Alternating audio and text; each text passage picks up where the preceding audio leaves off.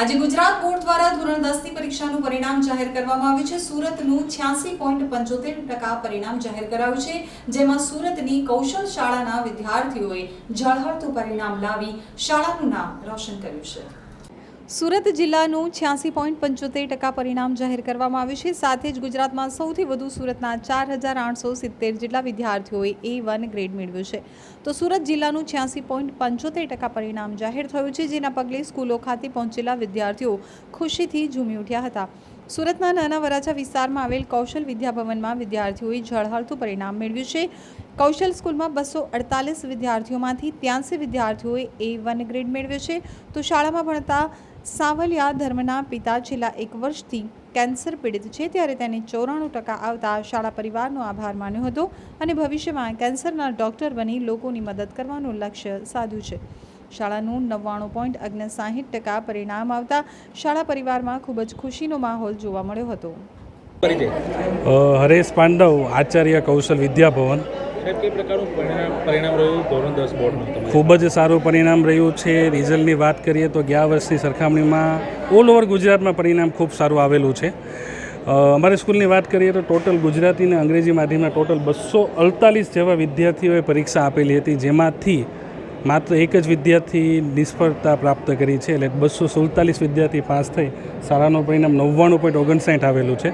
અને A1 ને A2 ગ્રેડની વાત કરીએ તો થોડાક ગર્વથી વાત કરવા જેવી છે કે આવું રિઝલ્ટ લગભગ ગુજરાતની કોઈ શાળામાં નહીં હોય એટલી ટકાવારીમાં A1 ગ્રેડની ટકાવારીમાં 104 વિદ્યાર્થી 248માંથી 104 વિદ્યાર્થી A1, 83 વિદ્યાર્થી A2 અને ટોટલ આમ જોવા જઈએ તો A1 ને A2 પર્સન્ટેજમાં તો 75% વિદ્યાર્થીઓ કે જેને 80% ઉપર રિઝલ્ટ પ્રાપ્ત કર્યું છે। આટલું સારું પરિણામ છે। શિક્ષકોએ બાળકો પાછળ આખા વર્ષ દરમિયાન કઈ પ્રકારે મહેનત કરી? મહેનતની વાત કરીએ તો વર્ષ દરમિયાન અમારું પ્લાનિંગ પહેલેથી ફિક્સ જ હોય છે। એપ્રિલથી અભ્યાસક્રમ શરૂ કરી દઈએ 10મા ધોરણનો, સાથે સાથે વીકલી પરીક્ષાનું આયોજન કરીએ અને જેમ બને એમ વહેલા અમે સિલેબસ પૂરો કરીએ છીએ અને ડિસેમ્બરથી રાઉન્ડની પરીક્ષા શરૂ થઈ જાય એટલા માટે આ પરિણામ પ્રાપ્ત થયું છે। વિદ્યાર્થીઓ નાપાસ અથવા ઓછા માર્ક્સ આવે તેઓને શું મેસેજ આપો?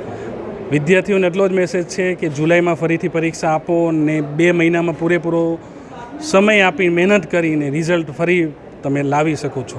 એટલા માટે ખૂબ ખૂબ શુભેચ્છા એના માટે।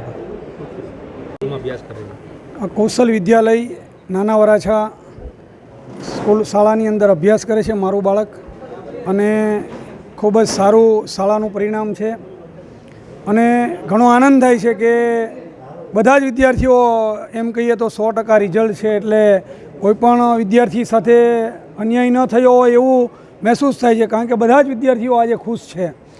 અને શાળાના આ શિક્ષકો અને સંચાલકો પણ બાળકોને ખૂબ સારી રીતે માર્ગદર્શન આપી અને સ્ટ્રેસ વગરનું શિક્ષણ, અને વધારે આનંદ મને એટલા માટે થાય છે કે બાળકો જ્યારે વારંવાર ટ્યુશનનો આગ્રહ રાખતા હોવા છતાં આ શાળાના શિક્ષકો અને સંચાલકોએ એવો આગ્રહ રાખ્યો કે બાળકોએ ટ્યુશનની જરૂર નથી, એટલે કે ફૂલ ડે રાખીને શાળાની અંદર પૂરું માર્ગદર્શન આપી અને સ્ટ્રેસ વગરનું માર્ગદર્શન મળતા બાળકો આજે ઘણા જ ખુશખુશાલ છે અને શાળા પ્રત્યે આપણને ખૂબ જ આનંદ અને બાળકો પ્રત્યે ખૂબ ખૂબ સહાનુભૂતિ અને આગળ વધે એના માટેના પ્રયાસો કરે એ માટે આજે શાળાના પટાગણની અંદર બાળકોને શુભેચ્છા અને અભિનંદન આપવા માટે અહીંયા ઉપસ્થિત છે। આપનો પરિચય? મારું નામ સાવલિયા ધર્મ રમેશભાઈ છે। હું આ કૌશલ વિદ્યાભવનમાં ભણું છું અને મારા પપ્પાને કેન્સર હોવા છતાં મારે 94% આવ્યા। આ સ્કૂલમાં મને સારા શિક્ષકો મળ્યા, એટલું સારું ભણાવ્યું આખા વર્ષ દરમિયાન કે મારા આટલા ટકા આવે એમ નહોતા, પણ મહેનત એટલી કરી આખા વર્ષ દરમિયાન, એટલે મારે એટલા ટકા આવી શક્યા। કઈ રીતે આ વર્ષ દરમિયાન મહેનત કરી હતી? આ વર્ષ દરમિયાન શાળામાં જેટલી પરીક્ષા લેવાતી બધી પરીક્ષા આપી હતી, પછી જેટલું શિક્ષકો કહેતા હોમવર્ક કરવાનું, ક્લાસવર્ક કરવાની, બધું ક્લાસવર્ક કરતા, એટલે આટલા ટકા આવી। ફેમિલીનો કેવો સપોર્ટ રહ્યો ઘરે? ફેમિલી સપોર્ટ ફૂલ કરતા। આગળ કઈ ફેકલ્ટીમાં અભ્યાસ કરો છો? આખા બાયોલોજીમાં, બી સાયન્સમાં। મારું નામ અકબરી ક્રિશ રમેશભાઈ છે। આજે હું આટલું સારું પરિણામ મેળવી શક્યો છું તે બદલ મને ખૂબ ખૂબ અભિનંદન પણ મળ્યા છે અને મારી શાળાનો ખૂબ સપોર્ટ હતો અને શિક્ષકોનો પણ ખૂબ સપોર્ટ હતો અને મારા વાલીઓનો પણ ખૂબ જ સપોર્ટ હતો અને સહકાર હતો. તેથી જ હું આ સારું મસ્તીનું પરિણામ મેળવી શક્યો છું અને દરરોજનું કામ હું દરરોજ કરતો તે બદલ મને આ સારું પરિણામ મળ્યું છે અને મિત્ર વર્તુળ પણ મારું સારું હતું અને તે બધાનું પણ સપોર્ટ સારો હતો એટલે આજે મારું આ ઇનામ કેટલા પર્સન્ટેજ કેટલા પીઆર મારા પીઆર 99.99 પીઆર આવ્યા છે અને એટલે આમ ટકા કાઢીએ તો 98.50 આજુબાજુ થાય છે. વિષયમાં હાઈએસ્ટ માર્ક છે તમારા? હાઈએસ્ટ માર્ક 4 સબ્જેક્ટમાં છે 100માંથી 100. કઈ કઈ વિષય? સાયન્સ, એસએચ, મેથ્સ અને